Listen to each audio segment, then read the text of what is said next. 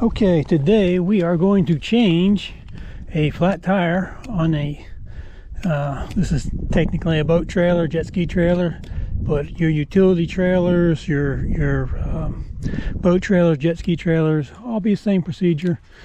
You can see that one's obviously flat. These tires, I found it's easier just to replace the whole tire and rim.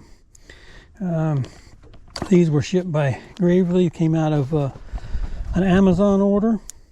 You can find the links in my description below. A little damage here, but tire is a big heavy thing. Ships by FedEx. At least to me it ships by FedEx. We don't have Amazon trucks out here, so you either get FedEx or the mail lady, and the mail lady doesn't like tires, so FedEx gets them. But it is simpler for me to just buy this tire, rim and everything, than it is to try to put tubes in them, replace them here and there. I've done that in years past. And there's the second one from the other side, which we will get to in just a minute. So what we're going to do, I can't quite get my bench in here, so gotta bear with me. Now, this is in an off position. Okay, this is in an off position, and there are newer ways, fancier jacks and whatever you might have. You could use a scissor jack out of your car. You could use a bottle jack. Miss Muddy Paws, I am trying to make a video. Can you please go? Thank you. The bottle jack is my preference because I can pretty much use it on most things, and then floor jack for underneath something really low. But I use blocks to both stabilize it and lift it. You make sure your lock is tight. You adjust your thread out so your the camera in here. Your top is underneath the center of the bar. You don't want it slipping off on the edge. You want it under the center. Simply hold the center, get pressure started on it. And we don't want to go all the way up yet. We want to move over here, and we're going to take a 3/4 inch socket. Fits in there and should be reversed. We're going to loosen these up. I shouldn't have took that one apart. Well, I'm going to take that one out. Okay, come on back here. This socket is tight. If you run into a problem like this, you can use a thin wall socket. The impact sockets are a little bit thicker walls.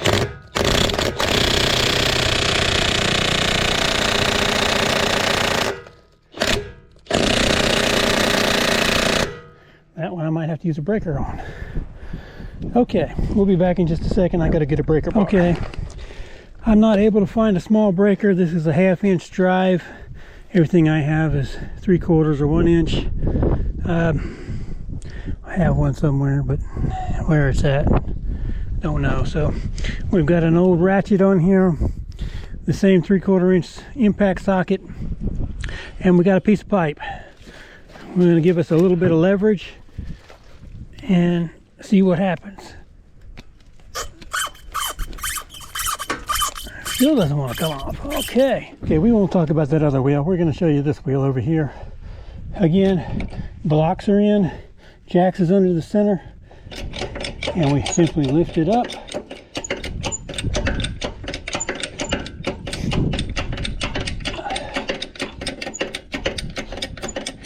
And I want to get it high enough that that wheel is off the ground. A new wheel can go on it. So next we come over here, take our impact gun, we loosen that.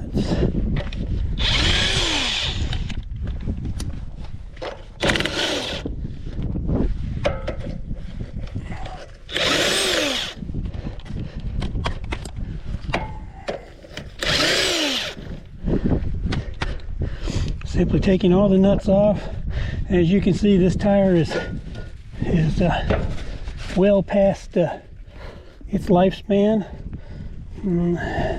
It has some issues. So we're going to grab one of these new tires right here. We are simply going to put it in an angle, and we are not tall enough.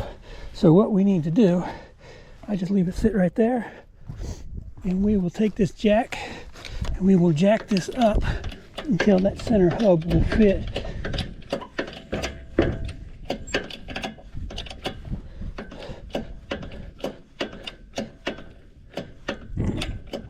Let's see if that'll fit now. Get out of the way, Miss Numi. Okay, we line those studs up on the holes, slide them in. Simply put a nut started on here. I always finger start them. Don't put them on with the gun, because you can cross thread them. When you put them on by hand, you know that they're straight, and then you can hit them with the gun. Okay, and we want to take the gun. We're just going to tighten up 2 of them across each other. Just run everything in first. Once you have everything in, now you go ahead. All the tires are going to spin. Give it a good tightening. Go across threads.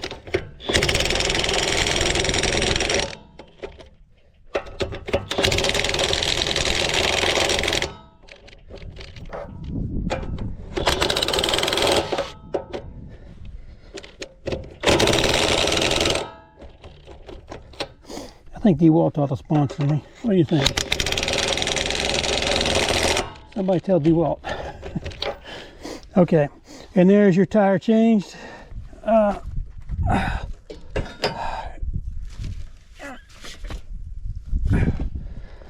Okay, and we simply just take our jack handle, put the little flat side down onto the release, put the trailer back on the ground, pull our jack out,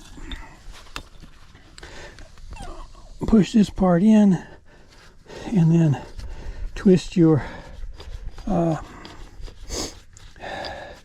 adjustment thread back in, and you're good to go. Put all your stuff away, and you just change a pair of tires. And that set of tires you can find on Amazon. I'll put a link in the description below. Like I said, it's the cheapest way I found to do it, is just to buy the little tires, and they last 2 or 3 years, depending on how much you use them, how much you leave them sit. Those are the gravies, however you say that, gravies. It's one of the Walmart tires that come off of there. Tire and rim comes together. They come in a box and a pair. Simply put them on. You can have a 4 lug. These are a 5 lug on 4.5-inch centers, so you need to check which tire you need. This type of trailer will also fit an 8-inch wheel or a 13-inch wheel if I take the fenders off. 14-inch wheel might be too wide to actually hit the frame on this one. But if you have a boat, something heavier, you may want the 13 or 14-inch tire. It does make a difference, but these tires are rated at I believe it was 990 pounds a piece.